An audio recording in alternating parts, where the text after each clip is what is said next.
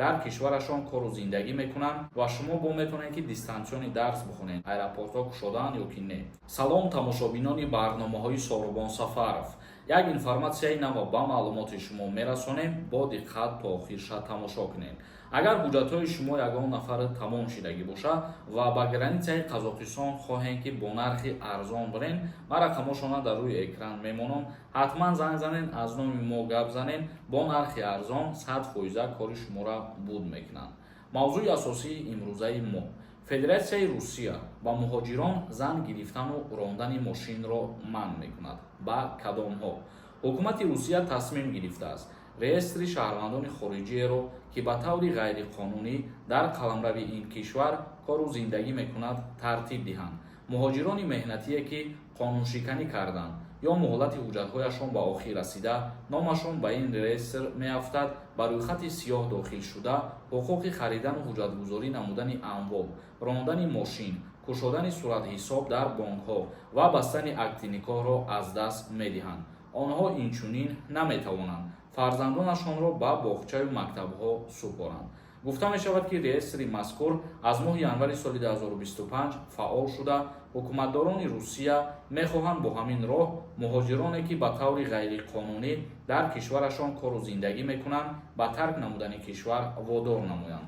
яъне ки бо тариқи як программае ки нав ташкил мешавад, онлайнӣ бигем муайян месозанд ҳар як нафаре ки ҳуҷҷатҳош тамом шудагиай беҳуҷҷат гаштугузор мекунанд. мисол вақте ки шумо ҳуҷҷат мекунед, патент мегиред, регистратсия мекунед, аллакай ному фамилияи шумо дар база дани сахранид меистад ва ин чизе ки нав ташкил мешавад аниқ ва муайян месозад. дар ҳолате ки ҳуҷҷатҳои шумо тамом мешавад, бо тариқи автоматӣ ҳуҷҷат ки накарден агар в дальнейшим номи шумо дар рӯйхати сиёҳ дохил мешавад ва чизое ки мо номбар кардем ана ҳамин мақсад масъулиятҳоро айдаст метиҳем. мисол мегирем, агар кушодани суратҳисоб, яъне кушодани шот дар банкҳо ё пул гирифтан аз банкҳо ё харидани ягон амвол ё закс кардан бо шаҳрвандони рус, ана ҳамин чизоро шумо аз даст метиҳем дар ҳолате ки ҳуҷҷатотон тамом мешававу ва дарчи ҳуҷҷатҳоятон аз нав намекунед, прадлид намекунед, бигем ки беҳуҷҷат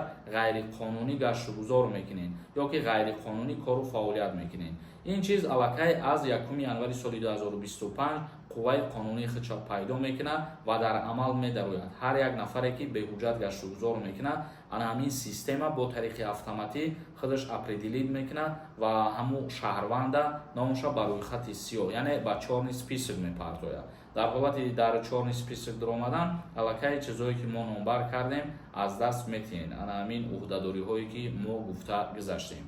خب тамошобинони азиз ва гироми қадр, акнун комментарияҳои шуморо мехонем. бо диққат тамошо кунед. агар барои ягон нафари шумо студентский билет дар кор бошад ё умуман барои ҳуҷҷатгузориҳои худтона дуруст кардан мехоҳем ки 100% гаштугузор кунед дар Федератсияи Русия, рақамошона ма дар рӯи экран мемонам. WhatsApp да бинависен, аз номи мо гап занед, 100% кори шуморо буд мекунанд ва шумо бо метавонед ки дистансиони дарс бихонед, онлайн обучение бикунед. Galaxy нависондай: ба наздикӣ хабари хуш намешавад.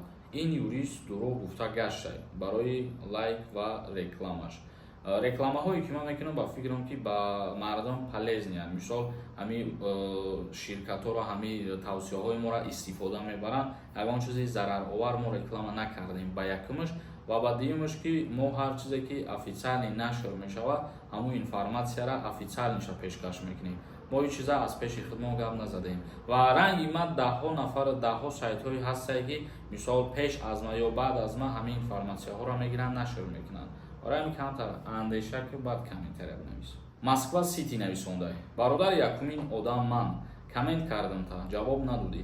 саволи мара бародар ҳамара як хел бин.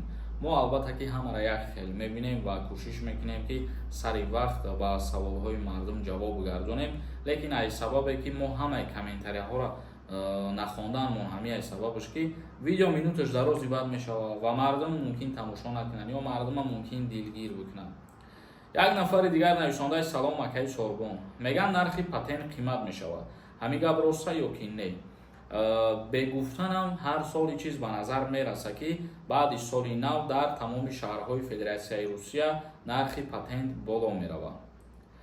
як нафари дигар нависондаи салом акаи Сорбон. Вазъият дар аэропортҳо чӣ хел аст? Аэропортҳо кушодаанд ё ки не? Бале, аэропортҳо кушодаанд, рейсҳо парвозҳои худшона анҷом додестиянд, чӣ хеле ки буд ҳамун хеле, тафтиши ҳуҷҷатҳорам ҳозир ҳастай. Шаҳром нависондай. Ака вазъияти границара бугӯ. Вазъияти границара инчунин ба мисли пештара мебошад. Мисол одамо ба задержка мегзаранд, тафтиши ҳуҷҷатҳо, тафтиши телефонҳо, умуман проверкаҳо чӣ хеле ки ҷиддӣ буд, ҳамун хел мондагӣ ҳастай ҳозирам. Як нафари дигар нависондаи салом акаи Сорбон. Вақте ки 27 сола шидӣ, уже озод мешавед хизмат. Бале, вақте ки ҳамин 27 мешавед, мисол як чанд рӯз пас шумо зодрӯз доред ва дар ҳамун зодрӯзтон 27 сола мешавед. Аллакай аз даъваткунӣ ба хизмати ҳарбӣ озод мешавед. Баротов нависондай.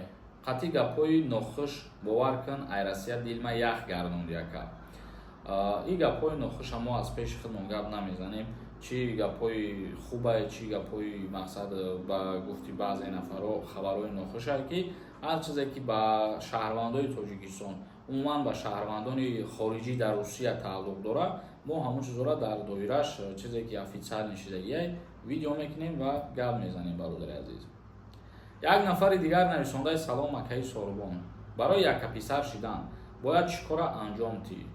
Барои яка писар шидан аввалан ин ки шумо дар ҳақиқат агар яка писар бошен, ҳуҷҷат ҷамъ мекунед. Мисол паспорти падару модаратона, закси падару модаратона, справка аз ҷои зисти худтон ва шиносномаи худтона.